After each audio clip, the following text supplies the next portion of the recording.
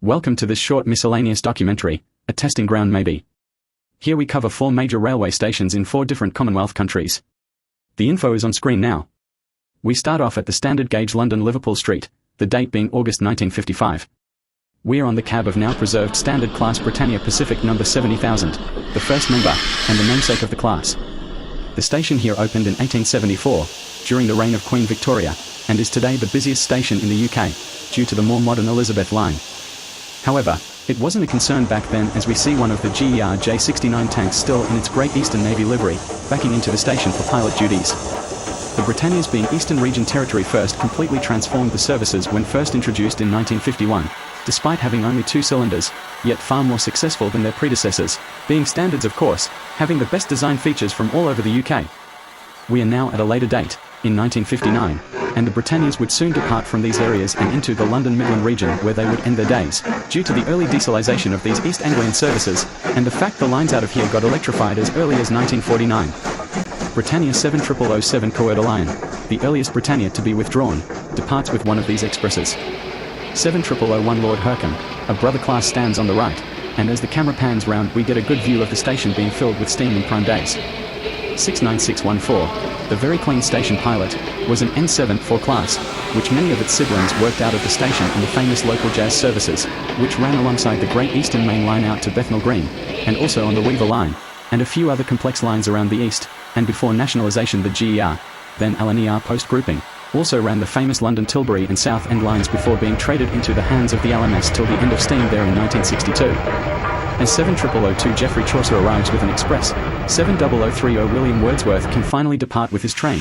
Our last scenes here.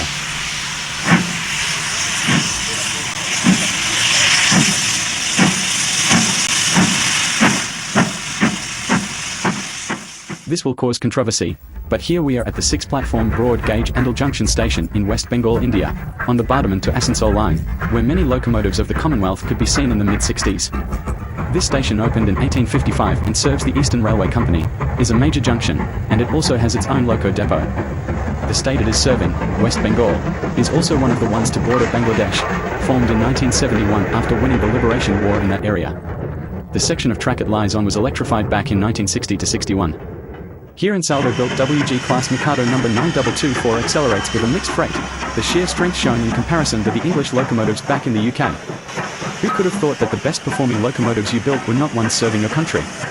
Indian steam ended as late as the mid-90s. Brute force in action, as an electric diesel crosses a bridge over the line where this station is on.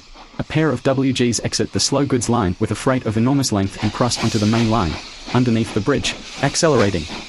2,450 of these powerful machines were built between 1950 to as late as 1970, and they could be used on all kinds of traffic all around India, having the 4th largest railway system globally of course. Only 9 are preserved in total, an underwhelming amount in comparison. Despite the large appearances, these machines could only really top off 50 miles per hour and nothing else, which pales in comparison to the smaller BR9F, with wheels around the same height, which could go up to 90. Our final scene in India is the 4th WP scene, taking the road north then east with an express passenger train. India was also very distinctive for decorating their steam locomotives, in particular with symbolic and religious accessories, and also could be told what shed a loco was from based on these decorations.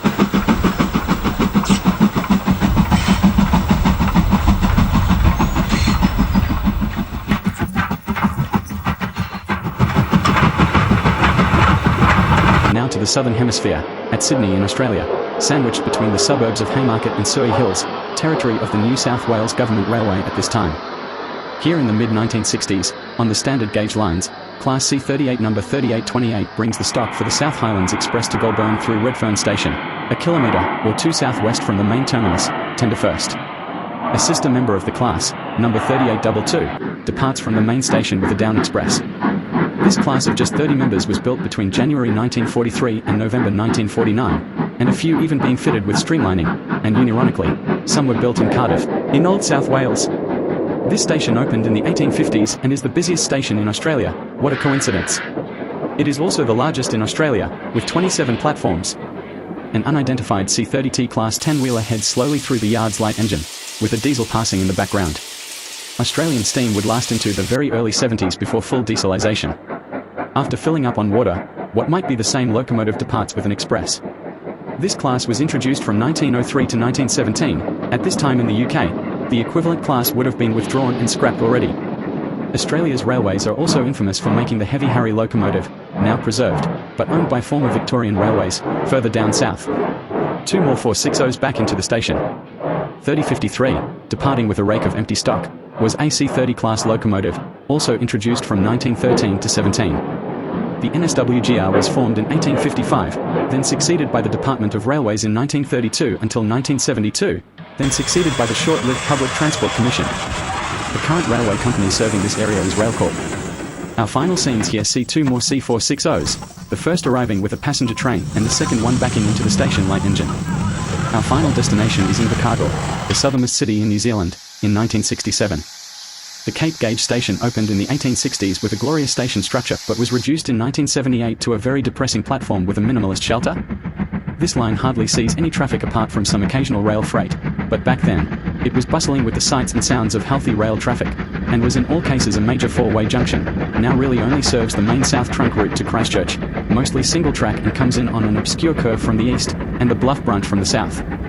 The other 2 lines are the mothballed Ojai branch and the now almost entirely closed Kingston branch via Lumsden, except the Kingston to Fairlight stretch as an annual heritage line, which also connected to Gore via the Waimea Plains and Mandeville, which has a small planned heritage steam railway layout. There is money being raised to restore an NZRF class that will run from Invercargill to Bluff in the distant future, but will the railways around Southland and Otago ever gain back their magic? Who knows, with all the government money being wasted at the moment. Back to focusing on the past in 1967. Around the curve that crosses the main road at Clyde Street and then Little Street, with the 20km speed restriction visible on the right.